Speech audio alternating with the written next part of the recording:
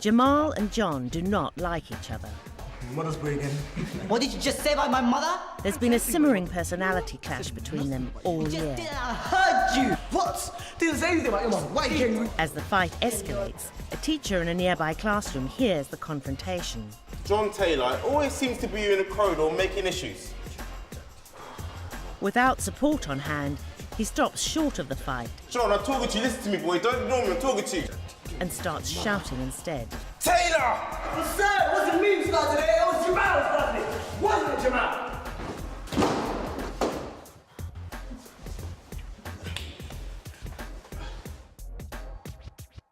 Yeah, hugely challenging, and from my perspective didn't follow any of what I would expect as good practice procedures in terms of managing that kind of incident. It looked like he didn't know what to do.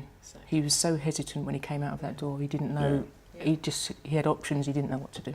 And the body language immediately, it was panic mode. That's right. Looking very vulnerable, looking up and down the corridor, and then immediately went into aggressive panic mode. Until he shouted, and he shouted at that one boy that one boy gave a response. Yes. None of the other students involved in it responded. They weren't even asked to respond.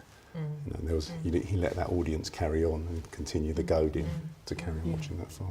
So in effect, what we would have wanted to have seen was for him to actually move from that position. He was far too far away, and get himself right up there. Not necessarily to get in between those students, but actually targeting them both individually. And also, I would have wanted to see him target one of the students who looked less like a bystander, who was enjoying it, and say, go and get so-and-so. So, you know, you've got rid of the audience, you've then got to separate those two boys, and you've got to, you know, initially you may have to give them a running commentary of what you're going to do if they don't. So you're preempting their behaviour by saying, well, if you're not going to break up now, then I'm going to have to intervene. I'm going to have to take one of you away or both of you away and physically separate you. So they're aware of the consequences of their actions if they carry on.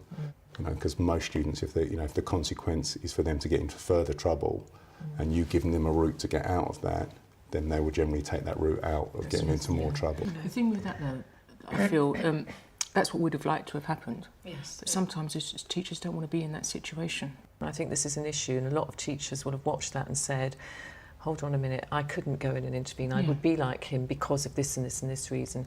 I think there is an issue around how comfortable you feel with putting yourself in that position. That's where you need to then be able to say to somebody, get some help, or go and get help. That is where you've then got to be quick enough to say, I need help here. There's nothing wrong with that. If you give a clear instruction to one of the other students, go and get Mr. So-and-so, once they've heard that name, that's the trigger.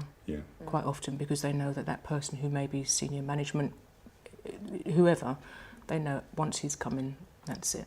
In that situation, to me, it was necessary to intervene, because as we saw at the very end of the clip, the two students were on the floor, face down. This is probably the most tricky thing, and also contentious, because some teachers think, I can't do that, I can't actually get in between, or actually it would make things worse. I mean, that's a judgment call on each particular issue.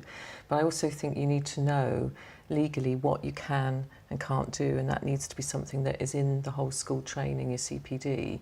And the kids need to know that you can actually handle them as long as it's safe handling. And you only use handling anyway as an absolute last resort, because most of it is it's got to be prevention. You know, it shouldn't be a regular occurrence. We wouldn't want something to continue there and then say, well, why wasn't there any intervention?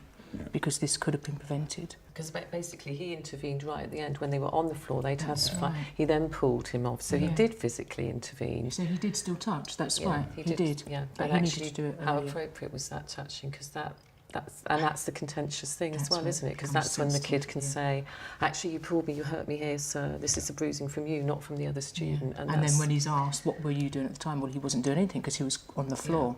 Whereas if he'd intervened earlier, well, what was you doing? I was pulling or shoving or whatever. It's more... I'd rather get in at the shoving stage. Actually physically get myself in between at that point, because it's not escalated to that height where I'm likely to get hit in the same way. When dealing with a fight, move quickly and assertively. Use the audience to get help. And in some circumstances, safe physical intervention is helpful.